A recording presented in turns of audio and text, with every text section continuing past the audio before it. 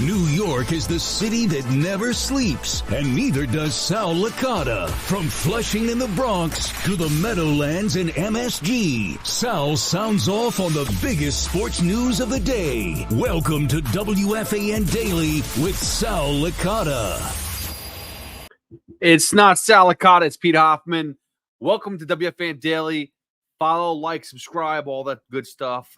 And you can always follow me at HoffWFAN on social media. Let's talk about the New York Jets as they lose the not the home opener, thank God, season opener in San Francisco. Let's just put it this way. The good news. Let's get the good news out of the way. Aaron Rodgers played more than 4 snaps. He threw a touchdown. He played nearly the whole game. He got out unscathed. That is a good start. I was nervous. I'm not going to lie. I felt like I was going to be, having flashbacks of last season. And I'm just thankful and happy that for the most part, to be honest with you, the Jets came out pretty healthy. I know there's a couple minor injuries. I know C.J. Mosley got banged up. I'm not sure. He came back in the game. Overall, the health portion of the Jets seemed to be okay. Now let's get to the actual game and how frustrating of a game that it was already to start off the season. I mean, we talk about a New York Jets team that everyone's expecting to go play in the Super Bowl. This would be a team that they're going to go see in a Super Bowl, and they got out-coached, outclassed the entire game. Let's be serious here. Robert Saleh continues to now have an effect on the defense. Where did this defense go? Out of nowhere. We're talking about one of the best defenses in the league, and they can't get to the quarterback. They leave so many wide receivers. And I understand there's a ton of talent, offensive talent, by the San Francisco 49ers, but the amount of times Brock Purdy found an open man who had no one near him was unacceptable. Whether it was Debo, whether it was Ayuk, whether it was Kittle, whether it was freaking Jennings. This guy Jennings came out of nowhere, but he's wide open. And then you got this kid Mason. The craziest news of the day was McCaffrey being inactive. And I'm like, oh my God, that's like the most amazing news in the world. There goes half of the battle. I understand that between Ayuk and Debo and Kittle, there's still a ton of threats. But to get rid of Christian McCaffrey's like a major cog. This should be much easier. And they let this kid Mason run right through the defense. He found holes that didn't exist. He went right up the middle and continued to plow through and just get huge gain after huge gain after huge gain. He was unstoppable. He was unstoppable.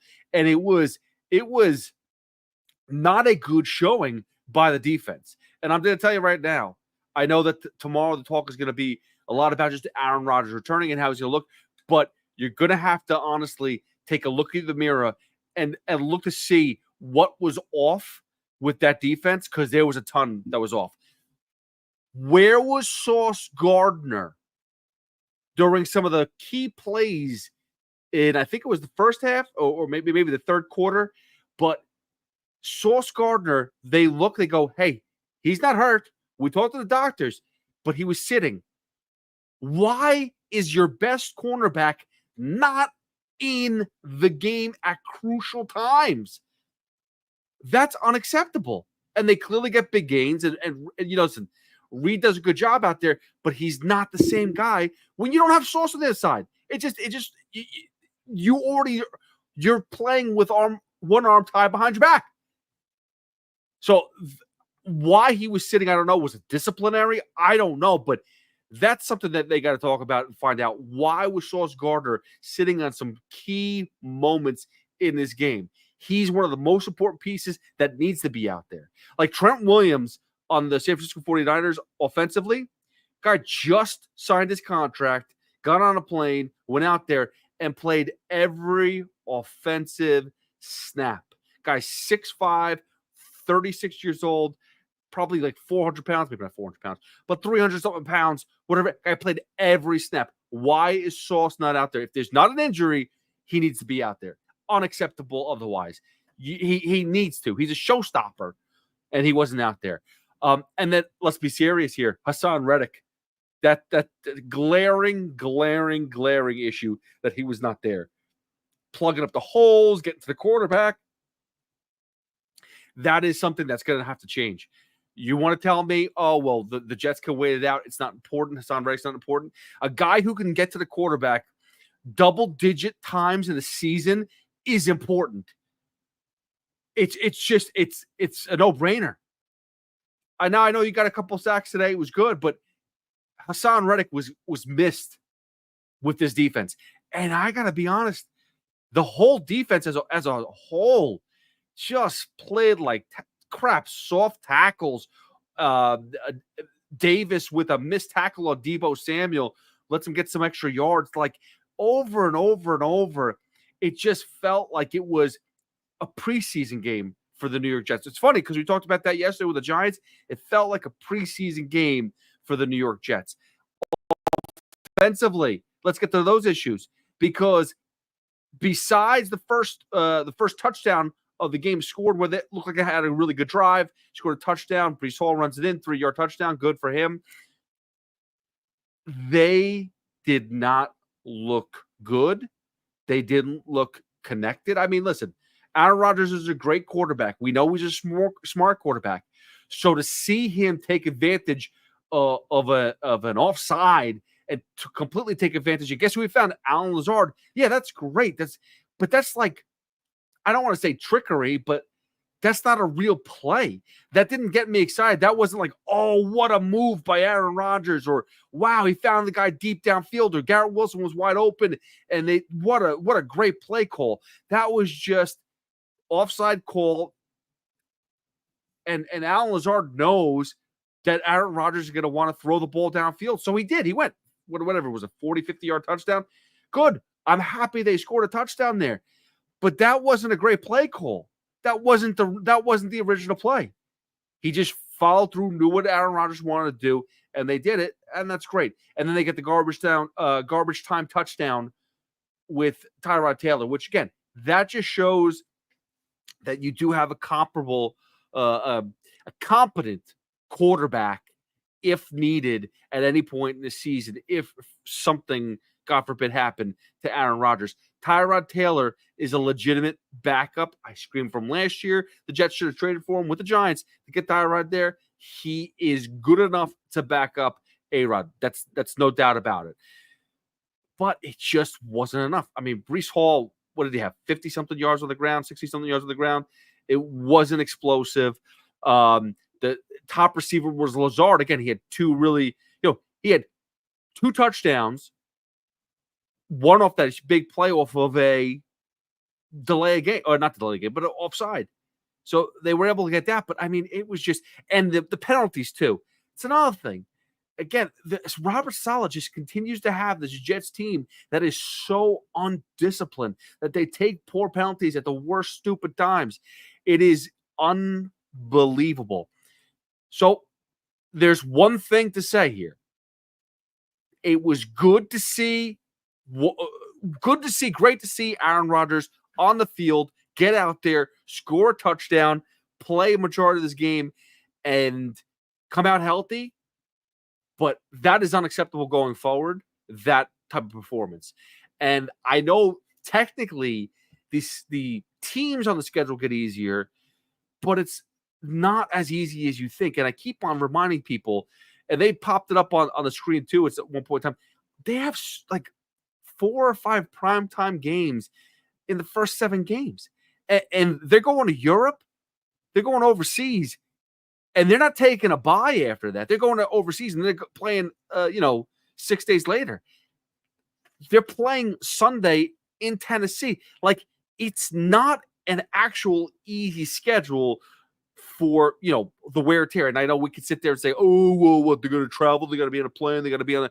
Yeah, I got to be honest with you. I watched the Giants last year do it all too, and it was disgusting. And they could not handle that type of travel early on. It's not easy on the body. And whatever the case is, it's a tougher schedule than I think a lot of people imagined. I understand that the Patriots, by the way, who won a game, Patriots shouldn't be good, but they won. Tennessee Titans, you saw them lose to the Bears, who didn't get an offensive touchdown, but they lost to the Bears. So, hey, that should be easy, right?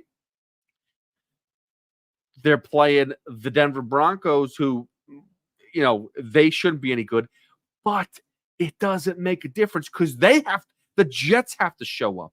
And the Jets today just showed me that they still, coach-wise, can't get it together.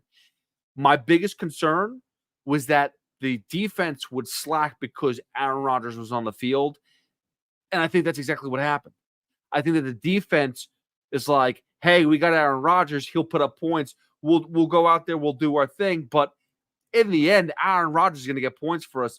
So if we give up a couple plays here and there, it's not mentally, it's not how they're doing it, but it's just one of those things where you tend to slack off when you have someone of Aaron Rodgers on the other side. It's like a backup goalie getting in for, in a hockey game. Like whenever Shesterkin's not in, or quick, well, that's not a good example, but whenever a really bad backup goalie goes in, defense gets extra crazy because they do not want to let up points. They want this game to be tight. They want to find that one goal that might score the game. In this case, it's the same thing. Aaron Rodgers, when he wasn't on the field last year, they knew they had to play a better type of defense. They knew there was no mistake they could make. Well, they're playing a little bit more relaxed now. And it showed, the amount of guys that were wide open is unacceptable. It just truly is. On a side note, obviously the Jets lose, Giants lose. Not a great way that we want to start off the season. It's not. It is definitely not. Football, this is not how it was supposed to go. Both teams, I thought I think the Jets are still going to have a good season this year. They're still going to probably win. They're definitely going to win, to be over 500 by the end of the season. That's no doubt. But it's going to be a little bit tougher and rougher than you think. Giants, there's really no words to explain what the Giants' effort was yesterday on Sunday. That was just disgusting. And they are going to have to improve. I don't know which coach is on the hotter seat right now. I don't think it's Brian Daboll because I really do think that John Mara is so loyal to giving Daniel Jones a chance that unless Brian Daboll just coaches himself out of his job like Joe Judge did, which was more about the comments he made towards the end of the season, but his coaching helped out too. Running the ball on 3rd and 9 near your 10-yard line or whatever it was, goal line stance. It's that type of play will get you fired. And then comments that Joe Judge made toward the end of his that season got him fired. Brian Daboll, I don't think will say the wrong thing. He just needs to do a little bit more. Robert Saleh, on the other hand, let's be serious here. If this Jets team, who's 0-1 now, goes into that Buffalo game and loses in week 6, and they are 2-4, I think Robert Saleh is going to be on the hottest seat he's ever been in, and he should have been on some really hot seats. But Robert Saleh is just not a great head coach. He looks more relaxed than ever. I'll give you that much. He looks way relaxed. He knows he got Aaron Rodgers, but that doesn't mean he can coach this team. What that means for who's going to take over, your guess is as good as mine. But that was not a great start to the football season for the two locals. Quick note, Yankees won 7-4 over the Royals. I know Gleyber Torres made another terrible play in the to catch a ball, but they end up winning, so that's a good thing. And the New York Mets, no matter what you want to say, it may not have been pretty. It may not have been, a line drive in the box score, because it definitely wasn't. It was wild pitches and pass balls. But the Mets won, and they're back in the playoff spot right now. With Arizona and the San Diego Padres not playing, they moved to half a game next to them too. Braves sitting 1 game out. It is going to be a fun few weeks with the baseball teams. I hope it's going to be a fun few months with the football teams. But there's a lot of football to go. There's not as much baseball to go. We'll get into all that and more tomorrow with BT and Sal. Tune in 10 a.m. to 2 p.m. as we're definitely going to hit this Aaron Rodgers and Jets loss to San Francisco 49ers tomorrow at 10 a.m. And we'll also, Jermaine Illuminor is going to join us at 11:10 tomorrow to talk Giants football. Offensive lineman for the New York Giants. He's going to join us. So tune in as well for that. Guys, this is not a great start to the football season. Why does it have to be so freaking tough? I mean, can we get to like October, November before we're like, oh, this might not work? Why does it have to be week one? I'm not saying that the Jets are thinking it's bad, but that was a poorly played game. That is the biggest outcome. It was a poorly played game. You can't have that, especially against one of the best teams in the league. If the Jets think that they are Super Bowl contender, they cannot have that type of performance versus the 49ers. All right, guys, thank you for listening. Thank you for following. Again, download the app, Odyssey app. Like, subscribe, follow, all that good stuff. WFAN Daily. It's Pete Hoffman. You could always follow me at HoffWFAN. And I'll see you guys tomorrow morning with BT and Sal. See you.